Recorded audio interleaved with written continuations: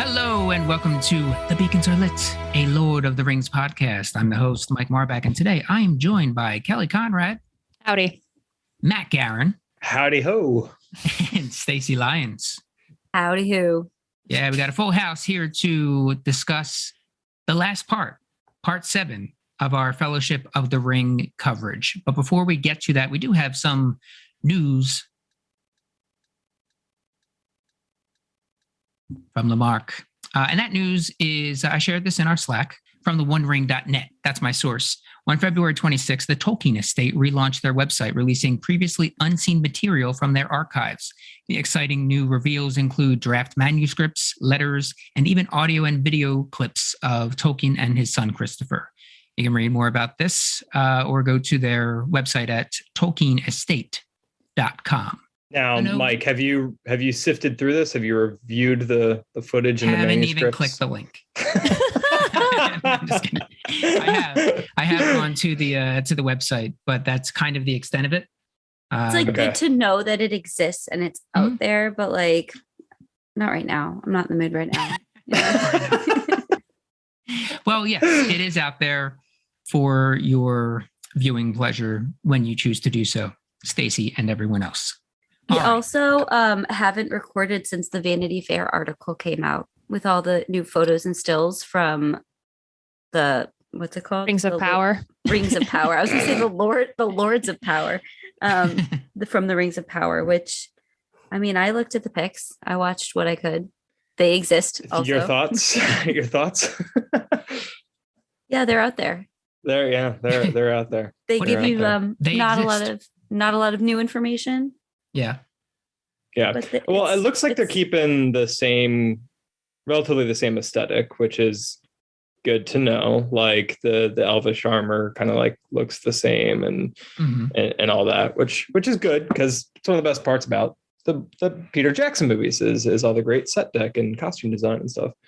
Yeah. And the other thing is that this takes place thousands of years before. Right. And a lot of the criticisms I'm seeing are that it doesn't look enough like the Lord of the Rings films or the Hobbit films. It's like thousands of years before. So the fact that a person might have short hair, like everybody's going on and on and on about Elrond having short hair. Who cares? Who cares how long his short hair? Maybe his hair grows really slowly and he's trying his best. Yeah. I don't know. I enjoyed reading the article. If you haven't read the Vanity Fair article, I think it was a really good article. It was informative. I think it really heightens or discusses how they've heightened the secrecy around it and why, and how they hired these actors who didn't even know what part they were playing. Like they're really keeping their cards close to the vest on this. And so I'm just kind of curious to see how that unfolds and what they decide to release and when. They're really trying to control, I think, the narrative around this whole project. I don't think they're doing a great job of that. I mean, I think that fan bases, whether it's Lord of the Rings, Marvel, Star Wars, Star Trek, whenever there's something different, it's like these people get so angry and start filling in their imagination with reasons why they can hate it before they even see what it is. Relax, wait for it to come out. I mean, I do feel like it's probably not going to be good, but I feel like I'm going to wait and find out, because I also like this, like the first real big instance of this kind of like people just jumping on like the hate train before it leaves the station. That I can remember is like The Dark Knight, when Heath Ledger was cast as the Joker and everyone was like, what? The guy from 10 Things I Hate About You? Like, are you kidding? Like, what's going on? And then we all know how that turned out. So it's like, just relax, wait and see. Yeah. It may not be Peter Jackson's Lord of the It will not be Peter Jackson's Lord of the Rings. But will it be something that you would sit down and watch every week? All I think about is budget when I see anything from it. I see pictures, I see the trailer. I'm just like, oh, they have so much money. Have what is an unlimited budget? Because Jeff Bezos, this is his passion project, which I didn't think I realized. Oh, at the beginning of it. He basically said, I'm a huge Lord of the Rings fan. you can have all my money to do whatever you want with this. And that is what has now turned into this Do you think he's actually a huge fan though, or do you think he just knows that it's a huge cash cow? He just likes the Hobbit movies. Yeah. Yeah. He's seen the animated The Hobbit. That's about it. Yeah. I think it's probably a mix. I don't know what to think about that. Yeah. It's Jeff Bezos' passion project. It's like the equivalent of Scarlett Johansson doing the all Tom Waits cover album. It's just what she wanted to do. Do you know about this? What? This is all I think about when I think about like famous people's passion projects. Is that time Scarlett Johansson released an album of her singing Tom Waits covers. Was it good? It didn't need to exist. Was she trying to do a Tom Waits voice? No, she did a Scarlett Johansson voice. That would have made it so much more listenable.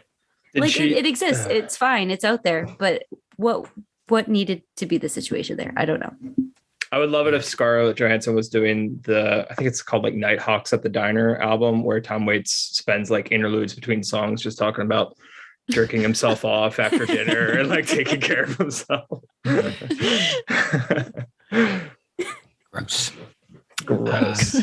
Right, we'll move on from talking about the Rings of Power and Tom Waits jerking it. Believe it, yeah, habits. But I am excited to see I want to hear the clips with him and his son. I'm curious about that kind of stuff. The manuscript shit I'll never read, but like, yeah, conversations between him and his son. Yeah, I'm curious. Yeah, sure.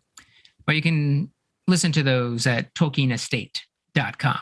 And a couple episodes ago, I gave us the assignment of writing limericks. We were talking about, we were at the scene where I think it was Sam giving his eulogy, his poetic eulogy for Gandalf, I think it was. And I was like, oh, that would be fun. We should write some poems. And then it turned into limericks, which are basically like parodies.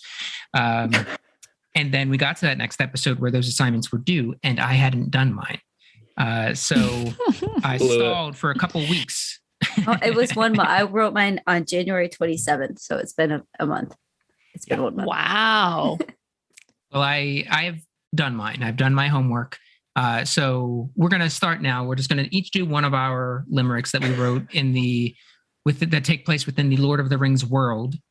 And then if anybody wrote more than one, which Stacy did, I did as well. Stacy. I just was feeling low. They're not good. It's quantity over quality. They're I don't know that any limerick is good. In looking for examples of good limericks, tough to find. Couldn't really pin any down. All right. Because I gave us this assignment and missed the due date, I will go first.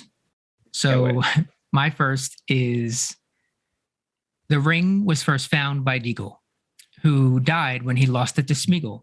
So Bilbo it went until it was sent with Frodo by foot, not by eagle. Hey, I'm going to tell you one of my 4 limericks. It was Smeagol, Deagle, and Eagle also. Hey, how about that? That's so exciting. There we go. Wow. Next. Okay. I wrote mine from the perspective of Boromir. I'm not going to try to do a Boromir impression though. But just this is Boromir talking. And this is also, I'm having fun with it. It's a little bit of fanfic. Okay? Oh, I love when people play with point of view. Yeah, here we go. Look, I don't want to cause here a rift. I'm taking this ring. Now, don't get miffed. It looks really nice. And I speak now twice. I told you this shit was a gift. And then he puts the ring on and he disappears. Oh my gosh. It's like a one-man show. Kelly? I do. Excellent. You are reading off of a little piece of paper like you're in a choir. Like excuse me. This is my limerick. There once was a pony named Bill, whose adventure caused a great thrill. He got to Moria, which caused a choria, so back he went over the hill. Yay. Love a fun made-up word thrown in there. That's nice. Choria is a word. Ode to Bill. Oh, my fault. Stacy? Okay, Like miffed? Is miffed a word? Miffed is a word. Miffed is okay. Cool. I did look it up to double check though, so you're not wrong. Oh, I love a little slant rhyme there, Kelly. That was great. All right, I have two. I'm gonna do the first one. Somebody studied lit. Okay. Oh yeah, I have a BA in English, baby. My first language. Okay, I'm gonna do the overarching one. My other one's a little winky. Okay. The Dark Lord once made a great ring. To all, malice and evil it would bring. But now Middle Earth is in danger, but can be saved by a ranger if he reforges his sword and becomes king. Oh, nice. Little Aragorn one. That would like really show the teacher that you like understood the books and like. Yeah. I read everything and I get the general plot. Yeah. I also have a Aragorn one, which we'll get into at the end. All right. Cool. So when we last were here, we were talking about, of course, Fellowship of the Ring, as we have for the last year. They have just gotten to dry land after the Argonath, going through the Argonath or on the beach. So this is basically a big fight. What's going on? It's everything is built up to this. There's a massive fight with little pockets of dialogue here and there. So Aragorn lays out the plan right away. Gimli's like, "This is fucked. This is it's that easy. Yeah, we're just gonna take it there to Emran. What is he? Emran Muil. I guess that's maybe the dwarvish name. A razor sharp rocks. Yeah, he lays out all the obstacles ahead of them, and Aragorn's like, "Yeah, well, that's the way we're going." Yeah, like what does Gimli want out of this conversation? Like, you relax. Yeah, I did like when he was like, "You just recover your strength," and Gimli's like, "Recover my strength? Why I oughta?" Dare you? I'm fine. Like every time you see them running, he's lagging behind, like. It's true. Because he's like what, 180 years old? Isn't Gimli like a couple 100 years old? Yeah, a couple of hundreds. Super old. Super like shorter and wearing like the heaviest stuff. He's stocky. Mm-hmm. And everyone's talking, and Aragorn's like, "Yeah, we're going to go through all this terrible terrain." It's like, Aragorn, you're basically like a low-key superhero. And then Legolas is a legitimate superhero. So I don't know, like, let's have some empathy for Gimli, who's really struggling over here. And Legolas is being real, like, mysterious. A shadow and a threat grows in my mind. Something draws near. Yeah. Real helpful. Real helpful. What are we going to do with that? I think Orlando Bloom had a total of like 7 lines that in this whole movie, but he poured his heart and soul into every single one of them in terms of like just as dramatic as he could be. Yeah. Like the way he just pierces Aragorn with that look. Shadow and a threat grows in my mind. Something draws near. Yeah. That's the whole reason we're doing what we're doing. That's why we're on this fellowship, this quest. Breaking news, we're being pursued. No shit, Legolas. Yeah, this just in. Duh. And then, of course, right away, Aragorn's just like batting down these like dumbass comments from the group. Is this what Gandalf had to go through? No wonder he was so curmudgeonly. And then Boromir goes to butt in, and Aragorn just gives him a straight up talk to the hand. Like Aragorn's just pulling out like 90s, like put downs. Better step off, Boromir. Step off. So Frodo right away. He's probably jonesing for his pipe. We haven't seen him with it in a little while since Gandalf went down, right? Or did he have it in the forest? I don't know. I think Aragorn's trying to keep a clear head, and I think he's going through some withdrawals right now, you guys. We got to add Smoke Watch to I would love if we just Smoke Watch is a good, absolutely. I would love if Aragorn just like kind of mumbled under his breath, just like, I could really use a hit right now. Could really use a joint. He's like putting more patches on his arms. Like, I'll be honest, Fellowship, I'm really feeling it right now. I just need everybody to back off. Just need a little something to take the edge off. I think the ring's getting to Aragorn. Oh, it's the withdrawal from pipeweed. Yeah. He had like a 12 pipe a day habit. So right away, Frodo is gone. Like they just land and he's gone. Yeah. Which is not smart. I mean, I get it. No. He's going through something, but like, Man. Yeah. Don't wander off in the woods. Have we He's learned the one person nothing? who shouldn't be wandering around. Yeah. Mhm. Yeah. Which is the first thing Boromir says to him when he finds him. Yeah. Like, Yeah. no one should be wandering What are you around, doing? especially you. Yeah. Yeah. Any one of us could just try to take the ring at any time, Frodo. So maybe you shouldn't be alone with me. Yeah. And So my he goes past pile of the. sticks. Yeah. Hey, My don't know how long they're decoy gonna be there. sticks. need some firewood. Mm-hmm. And he really was out there too, like just picking up wood, looking at Frodo, like, "Oh, what's Yeah. going on?" just picking up some wood. Side-eyeing him. We're gonna make a fire with these 8 sticks. Goes past the big head. Boromir's out there gathering firewood, acting weird right off the bat. Again, it's like, ugh. Mm. Yeah, it's like a fake casualness. It's kind of like what he pulls with Aragorn in the little museum of Rivendell. You know, that fake Yeah, kind of yeah. like cavalier. Yeah. Yeah. Although this And time it's like he has something in mind, right? Like Yeah. you feel like he wants to be like, hey, Frodo, like in a nice way, and a not like ring infecting my brain way. Like I feel Can I like he have it? wants to be like, I can help. And also like we're going this crazy route. We could seriously, once again, Mhm. just go through Gondor and we'll be fine. He's like making the like My now he's dad's like a good guy. getting the one-on-one. Yeah, he's Yeah. trying to go right to the source instead of going Yeah. through Aragorn this time. Yeah, breaking the ranks there. Yeah. Yeah, he's acting weird, and then has the nerve to ask Frodo, like, "What's wrong with you?" Like, dude, you're creeping around me. And then he actually just lunges at him, and Frodo puts on the ring to escape. Of course, we don't see it right away, but the eye is like, "Gotcha, Yeah. gotcha." I see it. Know where The you're scene at. is baffling to me because is this how it always looks when you put on the ring? Because Gollum must feel so weird when he doesn't have it on now. Like if he spent 500 years in that like trippy little like Neverworld of just like everything smudgy. I don't Was think he he was there the wearing whole it the time? whole. He wasn't Yeah. wearing it the whole He time. though. wore it a lot, no? He must know. have worn it a lot, but I don't think. But like he- when we see him, like when we go even back in time in like the beginning of Return of the King, like he's not wearing the ring. He's crawling around and he's That's true. transforming. He was He's just not wearing holding it and petting it. Yeah, But pretty much. How did Bilbo then escape from his own party? Wouldn't he have been like, whoa? It's hard. It seems hard to navigate your way through the world while wearing the ring. Yeah. Because like Frodo falls off the ruins too. Like once the eye sees him. it's in a like minute. stepping backwards, Yeah. which is dumb. You're on the steps. Just something that Frodo likes to do. Yeah. He likes to walk backwards and fall. Mhm. He did that at the Prancing Pony, right? He kind of Yeah. fell. and then Prancing the ring was Pony, like, Weathertop. yeah. People love walking backwards in movies in general, and it Yeah. never works out. It's Yeah. never a good idea.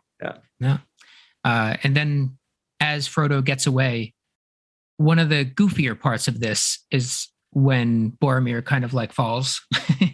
It's not sold very well. He just kind of flounders in it, and he's like, "Oh, what have I done?"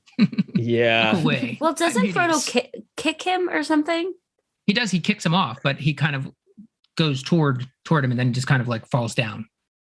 Yeah, Looks like he he could either like slips. Oh, yeah. slip or like maybe like Frodo pulled his leg out from under him. It could have been mine. It should have been mine. You almost Shoelaces want it together. you want it to see, but you understand why they didn't do it of like a log floating and kind of like hits Boromir across the head. Like that's kind of what you want, but it's also like that would look pretty stupid too. What is this? You know that A there's a log in take midair. somewhere where they did it. And Yeah. then they were like, no. But then also, what are the rules, right? Like if he picks up the log, does that go invisible? Yeah, I think they Yes. didn't want to get into that. So Yeah. they Then Sauron's like, "Oh no, he's got a log. He's got a log too. What's going on?" Yeah. So then he does. He climbs up and sees the eye of Sauron, and we hear the black speech. The whole It is. time. It did hit me this time around though. Like Boromir almost got it. We came pretty close to, and like, what if Boromir did get it? He was all in that crazy manic state. Mhm. Who knows what could have happened? Yeah. And then whole different movie. plot line, you know. Mhm. But we Yeah. were pretty close there, and his and the regret on his face after that clumsy fall, but like when he does come to and his hair's all over his face, he's like, what have I done? What have I done? Like, it is like, oh no, dude, that ring got you. The ring got you good. Immediate regret. Yeah.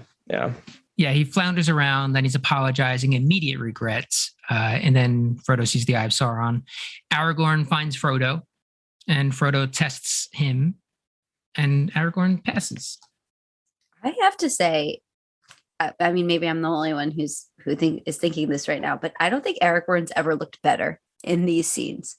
Like the end of this movie, like he looks good. His hair is good. His skin is good. The lighting is really good on him. Like that whole scene where Frodo tempts him and he like comes and closes his hand. Oh my God, it just like sticks in my mind. It's like, oh, this is a good scene. I do think Aragorn came on a little strong. Sorry, go ahead. I was just saying, it felt like he had a fairly stable vocal range. Yes. Yeah. Mm-hmm. I do feel like he came on a little strong when he approached Frodo and asked for the ring in an incredibly scary, weird, aggressive way. And I don't know why he did that. I think he was just panicking that Boromir may have actually gotten it. Yeah. Like, where is it? Like, please tell me you still have it. Yeah, that was my sense.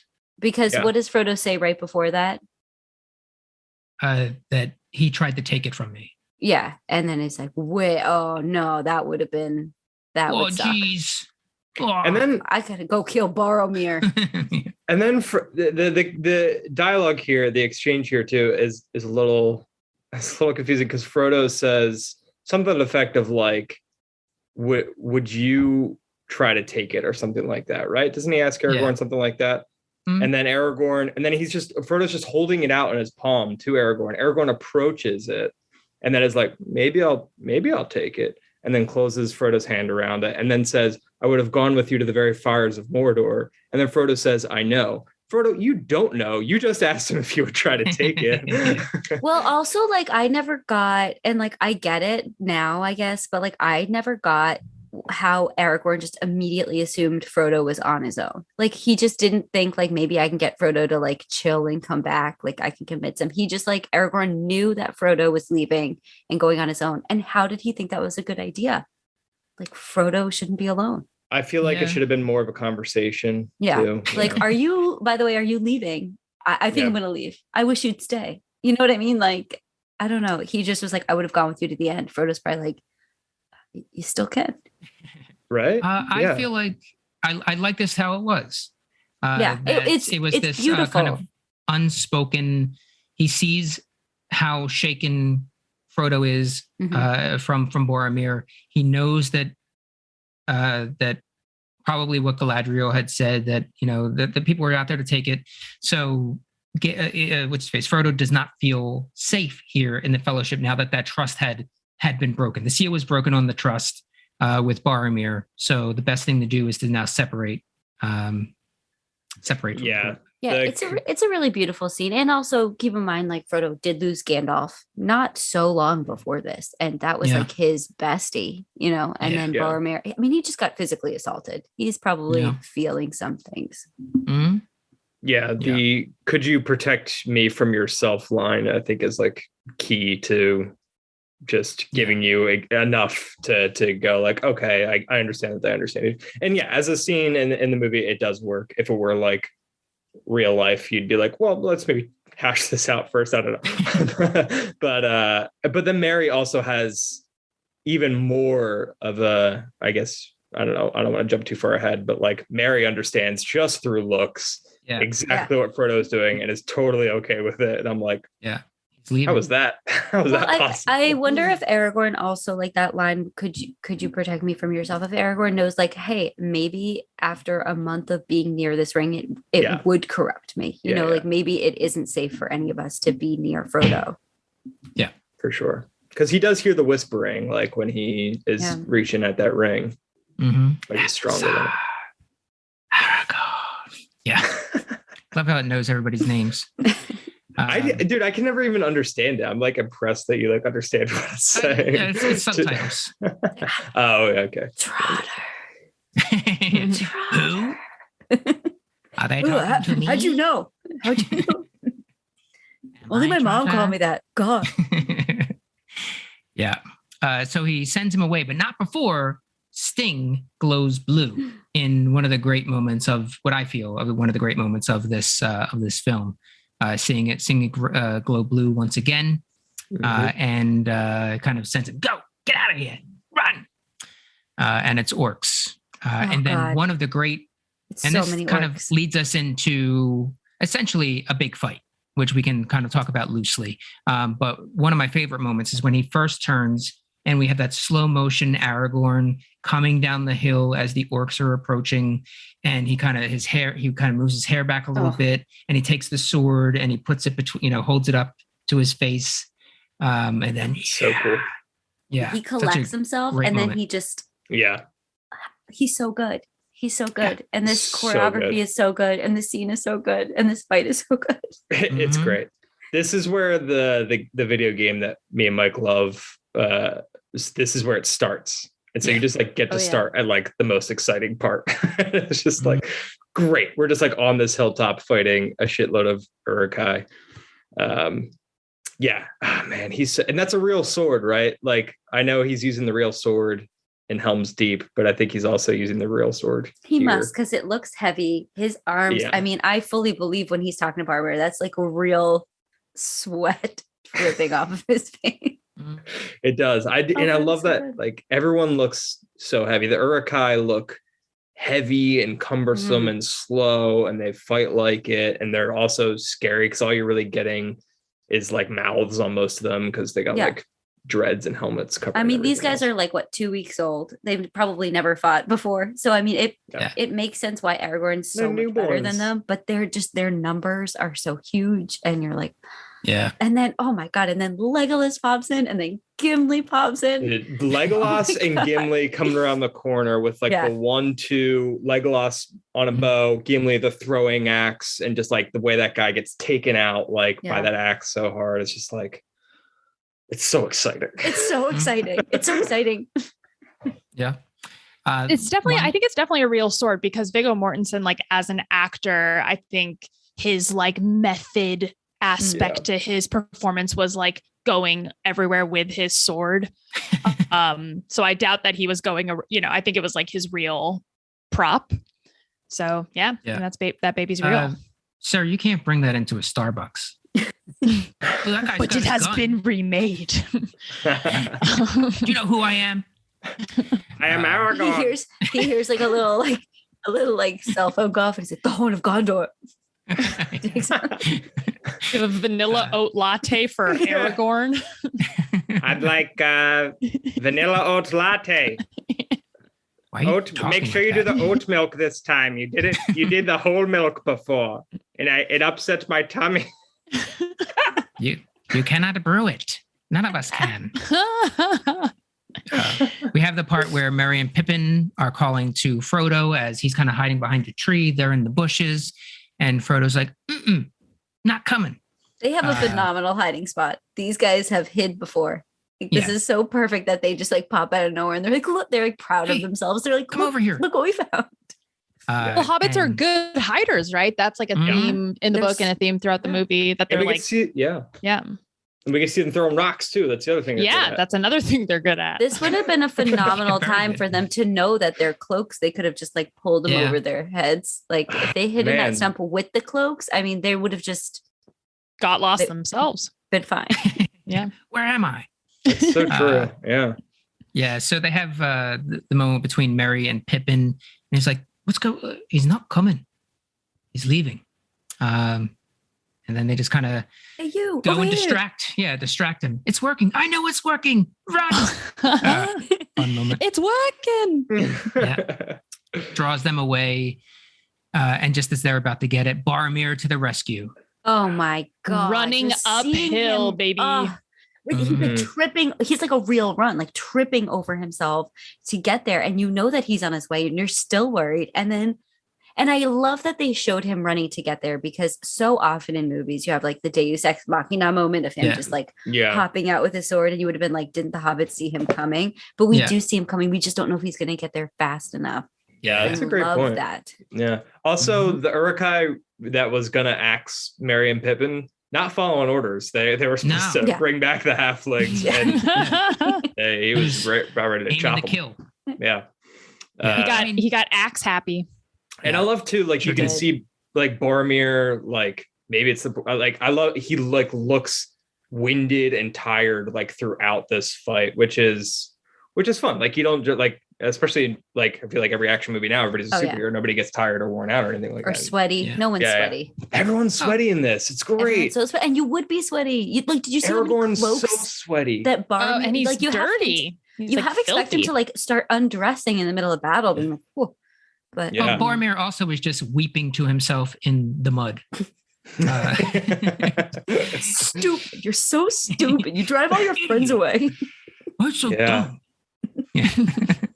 And we cut back to Legolas and we see him take two dudes out with one arrow. Like the arrow goes through a guy into another guy.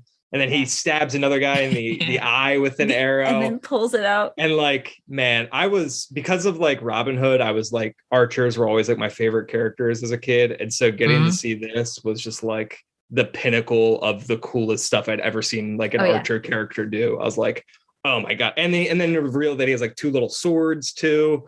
And he starts cutting people up with those. Him shooting the Uruk-hai that's like tackling Aragorn. And oh my God, it's just everything they do with him is like a 12-year-old boy's like action hero dream. The wide shot of like he like just him going arrow after arrow takes out like 7 guys. Like off camera, and every time he hits one, it's like the sound effects in the scene are so good. Yeah, he looks great. And then we hear the Horn of Gondor, and they're Boromir. Horn of Gondor. Boromir.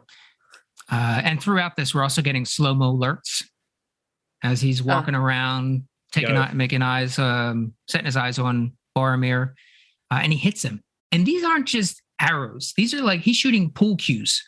They are the biggest arrows ever, right? So heavy. They sound so heavy. The thwap. Oh my God. And the creak of the bow, the thwap. I mean, and Boromir, oh my God. Sean Bean's thwaps. I don't think anyone else could have done better in this scene than acting like they actually just got hit by arrows. And you're watching, like for the first time you're watching it, you're like, Boromir's not really going to die, you know? And then he kind of gets hit and then he stands back up and you're like, I knew it. Yeah. And he gets hit 2 more times. Yeah. It's like the deadening silence that happens and all you're hearing is like Boromir breathing. And then he gets up and the music swells and he's like, God, the light is like streaming through the trees. It's so cinematic. Yeah. So you're right, that silent moment. And then you just look at Merry and Pippin's faces and Merry looks like angry and confused and Pippin just looks sad. And you're like, they're like 2 feet away from him. Oh my God, I just can't. Holding stones. And they charge. They just kind of get carried off. Yeah. They don't even make it. They just get picked up. They like run into the Uruk-hai. Yeah, those other Uruk-hai understood the assignment. Yeah. Pick them up and bring them back. Don't chop them in half. And Lurtz really focused on the left side, didn't he? With those arrows. It was like, or thwap, thwap, thwap. Right down. Gave him like whiplash. Whiplash. Spun him around. Yeah. He gave him the old Legolas to the cave troll hit. And you know what? It didn't kill him right away either. Stop going for the hard people. Go for the head. Got to. Yeah. Got to. There is that one. Imagine if you put an arrow through Boromir's head instantly and we didn't get any of this upcoming scene. And that was just it. Dude, every time I kind of forget like that Lurtz doesn't give him the final arrow, right? So like Lurtz comes, walks over and he's like point blank, like, and I'm like, oh shit, like Boromir just takes a arrow point blank. I literally forget every time. And I'm like, it's a dick move. Yeah. It's a very, very dick move, Lurtz, because you could have just chopped his head off. You could have stabbed him. You could have left him there to die. He wasn't getting up. But because you had the showboat, look what happens. Well, Lurtz is a dick. Comes and takes him out. Lurtz is without a doubt a big dick. He really is. Yeah, and again, he's only giant, 2 to 3 weeks. Dick. 3 weeks Probably old. He's has not one. really a military commander. He probably doesn't realize his mistake. He's just acting on pure. Again, he's a Dickishness. newborn baby boy. He's only a couple He's weeks just a little old. baby. Figuring things out. Yeah. But yeah, and that was pretty epic in its own. The fight between Aragorn and Lurtz. Oh my gosh, are you Because he's getting kidding? tossed around. There comes into like a street fight. They're just like throwing punches. Yeah. out. Straight brawl. Throws It never blood in his really eyes. clicked with me before this, but I think this is the only time we really see Aragorn get his ass kicked a little bit. Like he's bloodied and like he almost dies. Like Lurtz gets that pins him against the tree. Oh, with the his shield. Yeah. which was so cool. Yeah. And then Yeah. Aragorn. You wonder narrowly how the escapes hell is he gonna get out of decapitation. this? Yeah. Yeah. Yeah. He's exhausted, and it's a one-on-one fight with someone who's so much stronger than him. Like there's no reason Aragorn should win except for the fact that he's Aragorn. Yeah. Lurtz has You know? new baby strength. Yeah, I guess so. He's got that 'Cause baby. He's put a He baby. does better against like 5 Nazgul than he does 1 Lurtz. So Lurtz is pretty tough, Yeah. This is so tough. I Lurtz love that wanted move you where to know, how tough he was with the licking he wants. Oh Oh, my right. gosh. Well, so Aragorn stabs him in the quad, rips this out of his muscle, Yep. licks it, a really nice, like this guy psycho lick, and then throws it. And then you get that cool, like, ching when Yeah. Aragorn Yeah. like blocks it. Deflects it, yeah. Yeah, so cool. Yeah, that was Very cool. cool. Oh, so Because cool. you see it in a wide too. You don't often see that kind of shot. Like that shot's usually kind of like an insert or like a cutaway if like somebody actually has to deflect something in midair. But like Viggo caught it. Like he actually deflected it and it looks awesome. And swords are Mhm. heavy. I mean, that whole that was good. Yeah. That And move I love right too, there, you and can then see that knife that he stabs Lurtz, like there's a really quick shot, but you can see it through Lurtz's His leg. too. Which Yeah. is fun. Yeah. Yeah. yeah, Mhm. He's that- unhinged. Lurtz is Yeah, absolutely unhinged. Out of out control. of his mind. Yeah. That the move that Aragorn does there with the sword, and then when he stabs Lurtz through the middle, and Lurtz, And Lurtz brings him in. Pulls He's it like, through. stab me harder. yeah, baby, I Aragorn." love it. Yeah, Mhm. and then Aragorn, the strength it would take to pull a sword out from someone's body and then whip it up Behead that him. close and behead him, like that is a move I didn't appreciate in my youth. And not that I know more about it now because I've been handling swords because I haven't, but I'm just watching it and I'm like, oh wow, that's pretty cool. Pretty good, I Aragorn. imagine that would be really hard. Yeah. Pretty good. Pretty good. Yeah. Chops off his arm and then stabs him in the chest and then takes his top off. He chops about off his arm, by the way. Lurtz doesn't blink. He's No. like, No. whatever, didn't need that arm. Don't need Yeah. that. Fair. Another one. I Yeah. got 2, buddy. I don't need either arm, and because at one point he does the headbutt. I could have. Oh. It is over like super fast, and it is cool that it's over really fast, like the fight between him and Aragorn. But it also would have been cool if like Lurtz like kind of like pulled that sword in, and then it was like choking Aragorn, and had him like in kind of like a chokehold, and then Aragorn had to get out of that. I think they probably knew if it went on much longer, Aragorn just wouldn't win. I mean, he's just Lurtz has the endurance, like he's just made of a muscle, just one big block of muscle. Yeah. It's true. Well, there's also Boromir there, so there's this huge sense of urgency to be like, oh, maybe like we can save him, Right. or he's Yeah. Boromir's savable.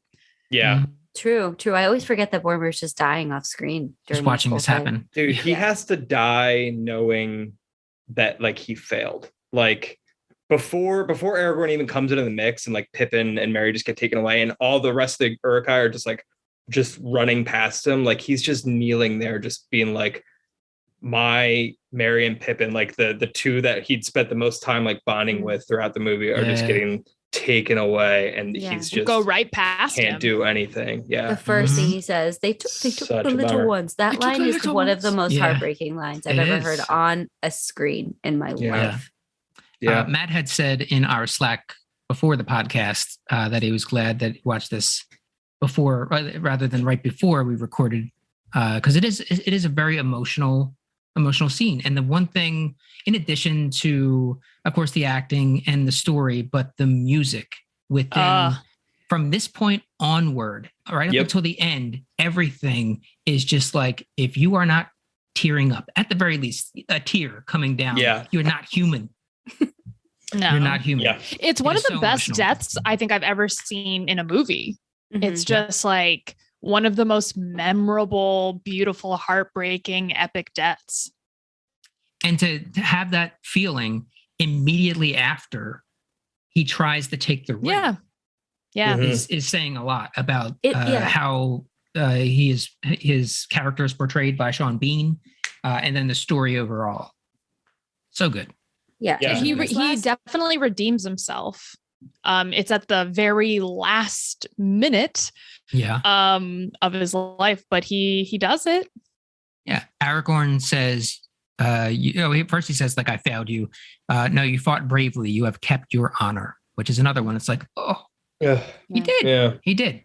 He did what he could to not let them go. I mean, there was way too many for him to do too much, but he did. He fought bravely and he kept his honor. Another quote from Aragorn: I do not know what strength is in my blood, but I swear to you, I will not let the White City fall, nor our people. And with that moment, Boromir is like, oh, fuck. Our Yeah. people. Yeah. Our Our people. people, Yeah. yeah. Well, Our it's the people. first like recognition we get Yeah. of Aragorn from Who he Aragorn is. that he is like a Gondorian, that Mhm. those are his people. And And then he you does- see like the hope that could, like when Boromir Yeah. says our people, like, Yeah. because he had just been so down, like, I failed, I'm a fucking loser, I blew it, I suck. And then he gets our people, and it's just like a little bit of hope in his voice Yeah. and in his eyes. And it's 'Cause just like, I think this whole time, I mean, Boromir's feeling really alone, right? Like he wants to go to Gondor. No one wants to go to Gondor with him.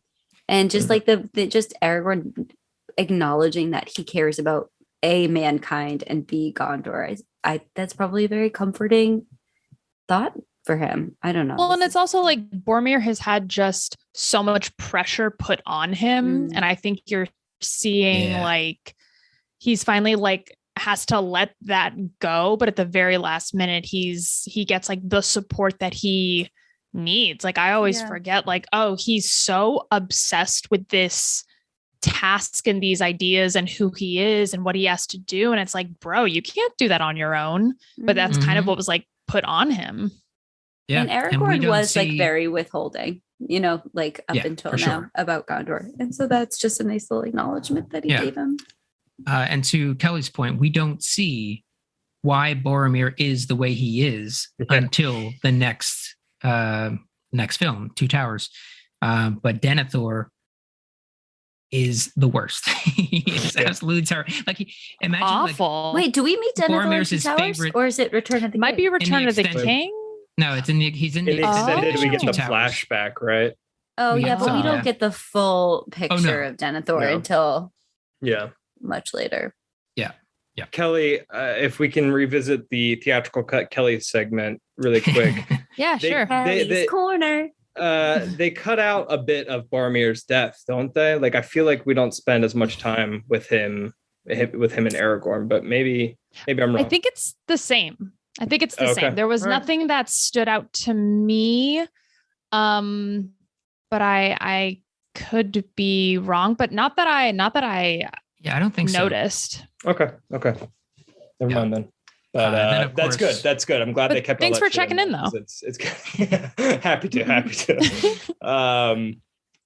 But yeah, I'm glad they kept all that stuff in because it is just so rich and it's so key to just the rest of the trilogy, like Boromir's death and the impact that it has on obviously the Fellowship and Frodo too. Well, and after to die for like an actor to die with their eyes open, I'm always like, whoa, like that's so hard. How are you doing that? But Sean Bean does it so well. quite Yeah. well.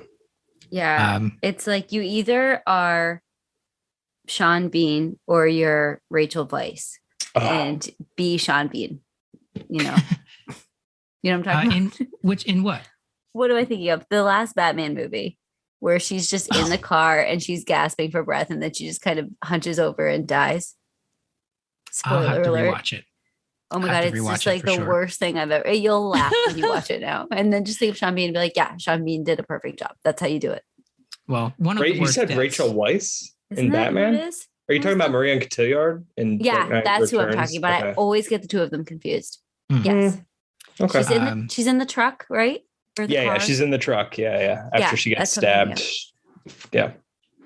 Just I was very confused. I was like, Rachel Weisz in Batman? No, I'd like to lipped me over that in the podcast when Marion Cotillard. Yeah, let's get it clean. This needs We're going to get to one of the worst deaths in Lord of the Rings, and that, for my money, is always going to be he's dead. Love it. That's actually how it went in The Dark Knight. That's shot for shot a replica of Marion Cotillard's death that I'm talking about. After the Our People recognition, Aragorn hands him his sword, another kind of moment. Legolas and Gimli make their way over, and then Boromir has his line of, "I would have followed you, my brother, my captain, my king. Be at peace, son of Gondor," Aragorn replies. Aragorn sheds that very masculine tear. As the sun is shining on him through the trees and his hair is all wet. Just whew. Yeah. Never directed the better. Film made the shit out of that scene. Yeah. How about with Frodo and Sam? Oh God. So we go from this fight, Frodo leaving, this fight, Merry and Pippin getting taken, Boromir dying, and then we get this scene. It's okay, what more do I have in me?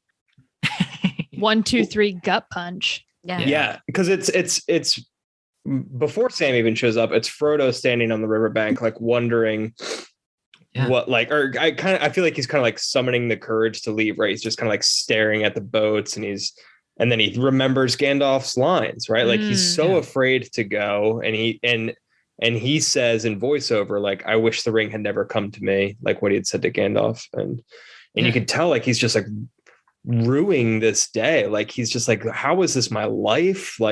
This sucks. I hate this. And then he remembers what Gandalf tells him, which, Mike, I'm sure you can. So do all who live to see such time. Yeah. What to do with the time that is given to them. And that's all what we have to decide is what to do with the time. Yep. Yeah, he's trying to decide what to do with this. Is his time. What am I going to do with it? I can throw this shit into that lake and walk away.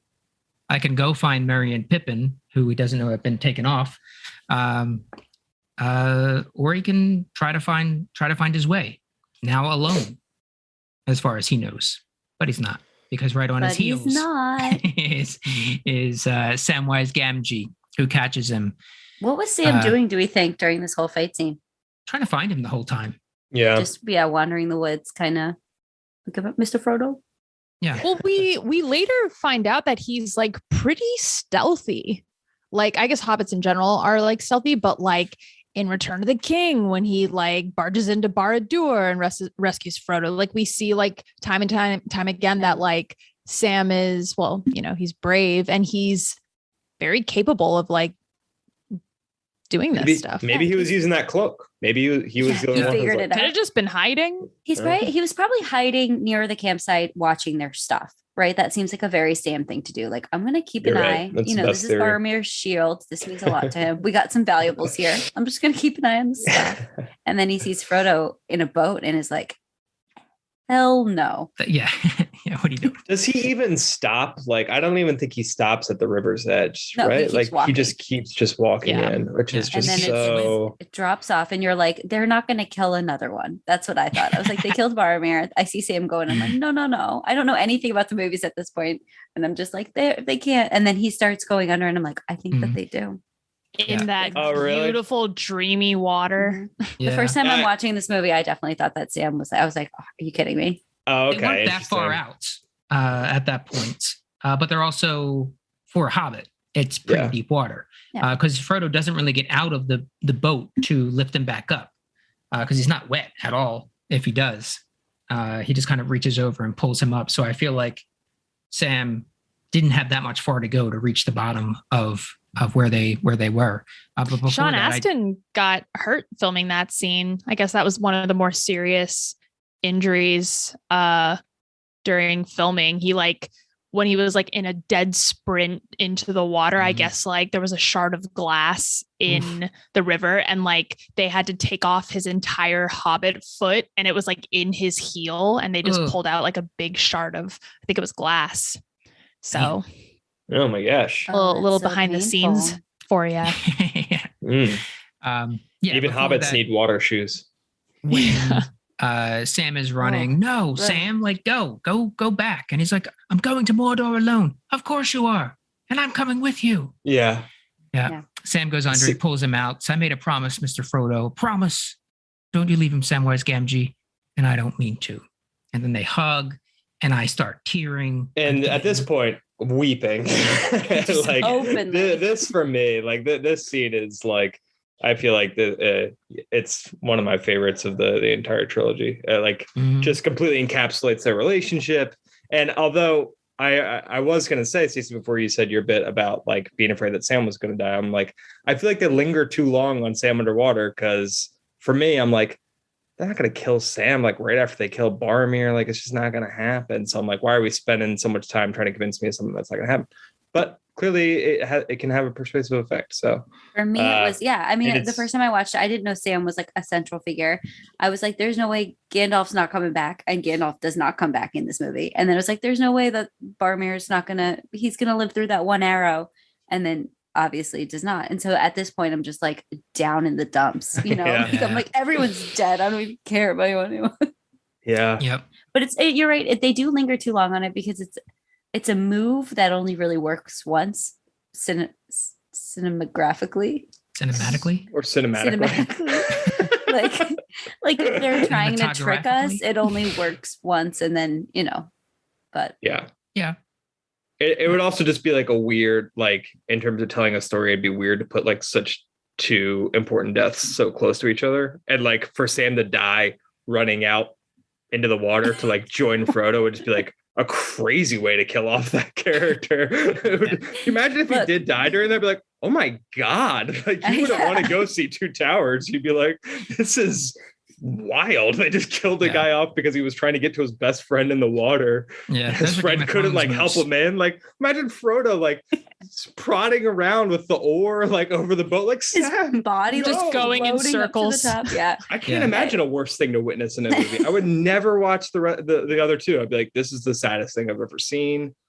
That is absolutely Lord of the Rings if George R.R. Martin had written it. Yeah. True. Definitely Game of Thronesy. Sure. Yeah. Then we have the Boromir send-off where they put him in a boat and send him over a waterfall with his horn, which does that show up in Two Towers or does it show up in Return of the King? It shows up when Faramir finds them, right? Because then it flashes back. No. Oh, I think it shows up in Return of the King because Denethor has it. Yeah. Yeah. Boromir, they send him off. Legolas says, hey, we got to catch up to Frodo and Sam. They've reached the Eastern Waters or something like that. And then he sees the look from Aragorn, who's just like whittling. And he's like, oh, you mean not to follow them? Frodo's fate is no longer in our hands. And then Gimli's like, shit. We failed. Fellowship failed. They've been taken. Our pets' heads are falling off. Not if we hold true to each other. We will not abandon Merry and Pippin to torment and death, not while we have strength left. We travel light. Let's hunt some orc. Yeah. The audience would go so wild at that line. Mm-hmm. It's such a good line for those characters to go and out you're on. like, thank God someone's going after Merry and Pippin. Yeah. Like, thank God, Yeah. Oh, then you have Frodo and Sam looking at the path ahead up high. I don't suppose we'll ever see them again. We may yet, Mr. Frodo. We may. And then that's they kind of seem it. so close. I'm glad. Yeah. But they're not. No, but they're not. He's his gardener. I don't know. I'm over it. Like in my head, they're just friends. Like I don't care. No, they are. At this point, they are. At this point, they're very, very, very close. I think they did try to establish their friendship at the beginning of the movie by showing them drinking together.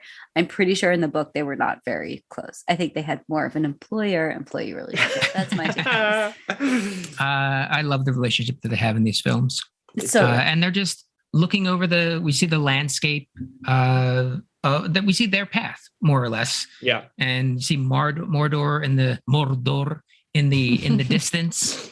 And this is, I believe, not just for a trilogy, if we never got 2 and 3, but this is such a great end of the movie, but also such an amazing setup for what's to come. Mm-hmm. Yeah. Totally So agree. Absolutely. It's the also one thing, like not the one thing, but sorry, go ahead. I was gonna say, it's like I don't know if I've seen like the first movie in a series end on kind of like such a bummer of a note, but you're still so excited to like see more. And like, obviously Aragorn's like last line helps a lot with that, but like, It is like pretty like grim, but they give you just enough glimmer of hope and excitement that you're like, it's such like a heart, like it hits you in the heart, like just really, really in a way that like I can't, like I don't know what other Infinity trilogies War. like you're like Infinity War, I think. Except Infinity War doesn't have that like moment of hope, you know. It just has no hope. It's bleak through and through. And I totally agree with you that like it's a perfect end to a first movie of a trilogy. Like it's a standalone movie, and it sets it up. And I think it's one thing that the Hobbit movies did not do well, because none of them were like, it was one book, you know. They just kind of ended as like, oh, that chapter's done. And I think the second movie literally ends with the dragon escaping, about to go to like Lake Town. You're like, cool, the coolest thing I was like getting ready to watch after 2.5 hours of fucking nothing. Yeah, it felt like the film projector just kind of like stopped, and you're like, oh, obviously it's gonna keep going. No, but this was like a perfect.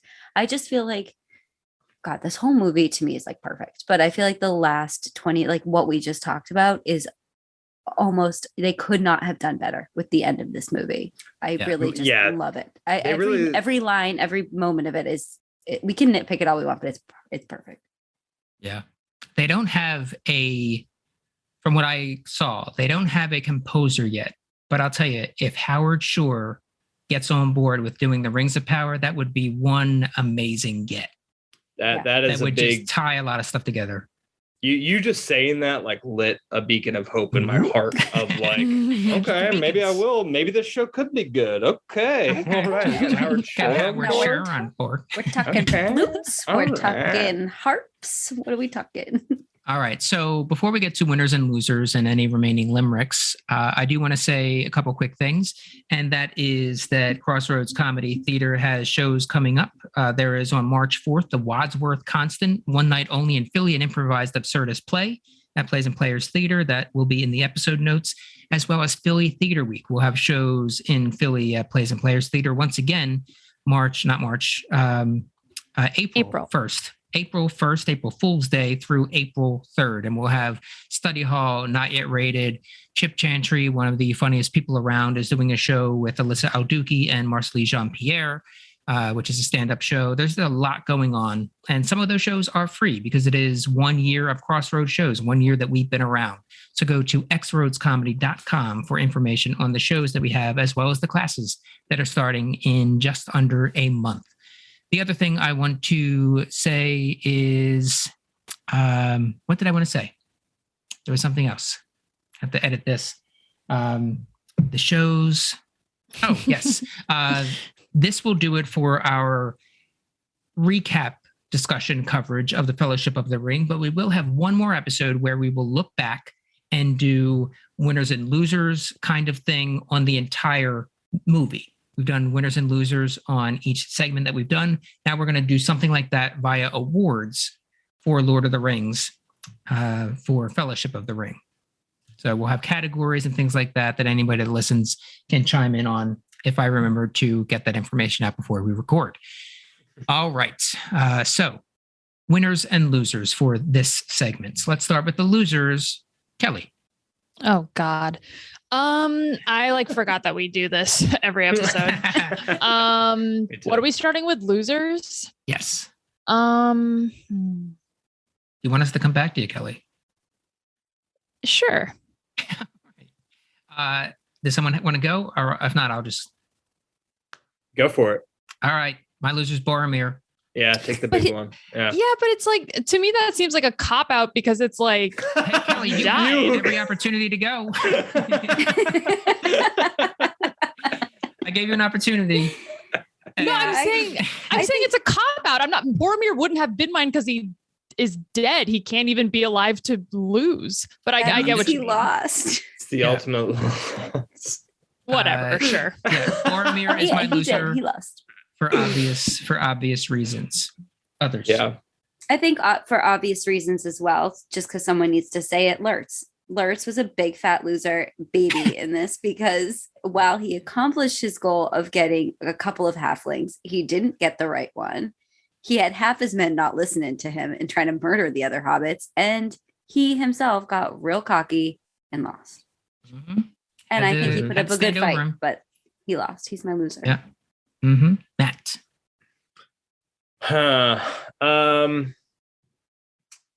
I feel like the fellowship as a unit is maybe a loser. Like, I mean, Gimli kind of speaks to it of like, that the fellowship has failed, right?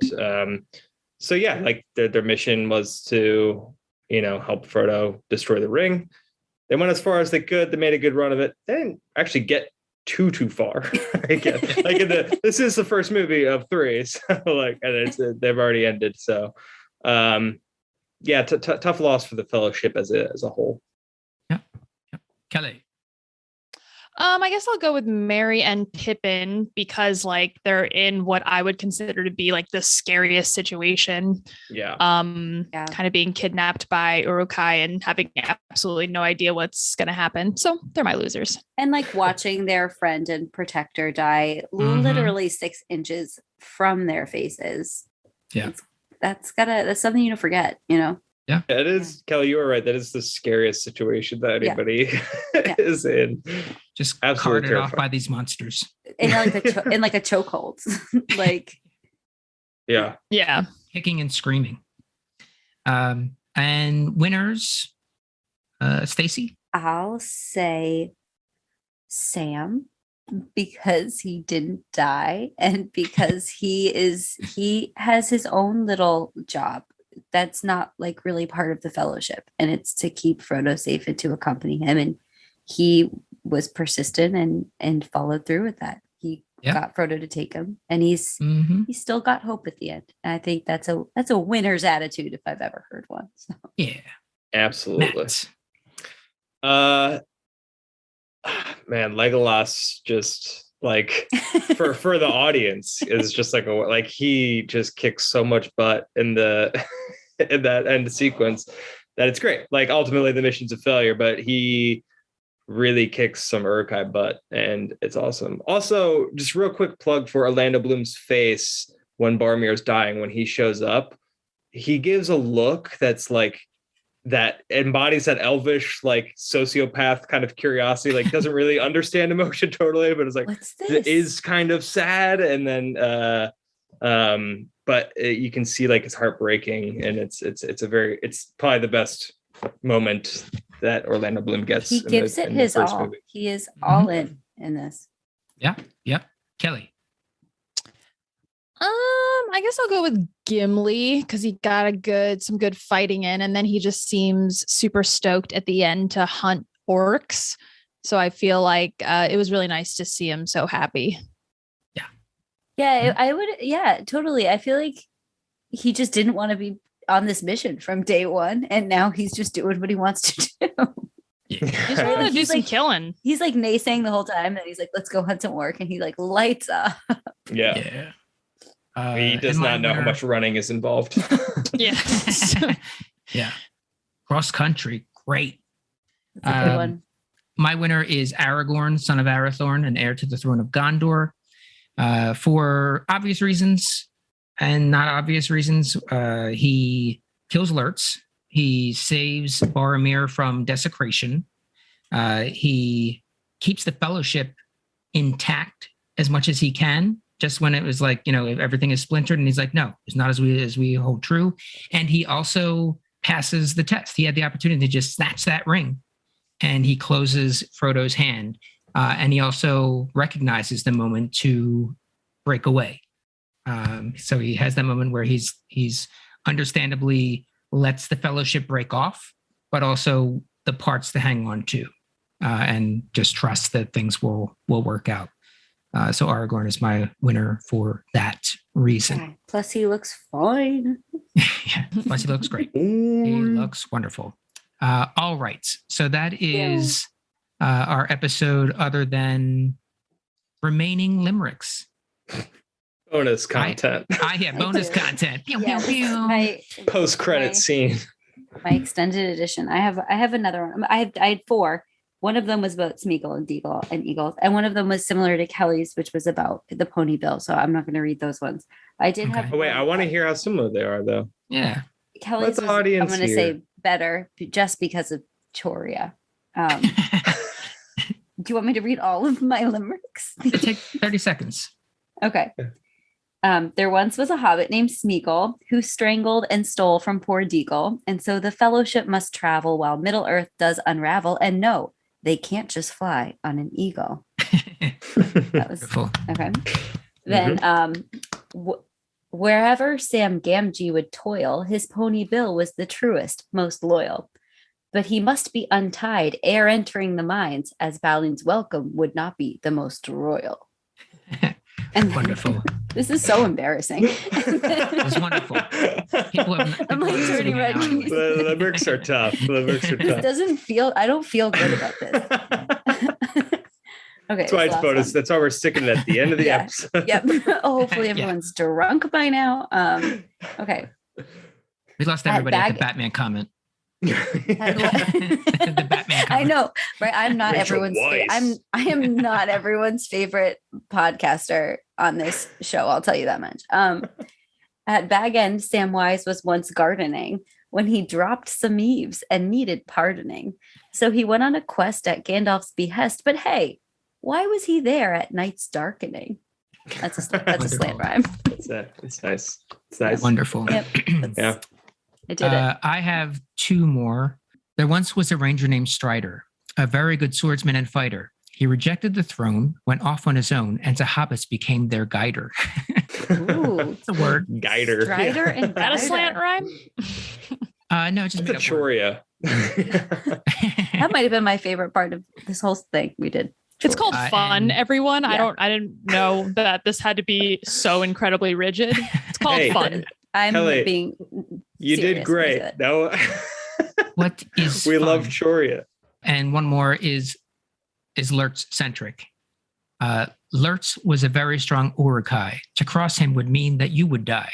He killed Boromir, but with Aragorn near, he lost his head and went bye-bye. So stupid. Did we ever talk on this podcast about how dumb the name Lurtz is?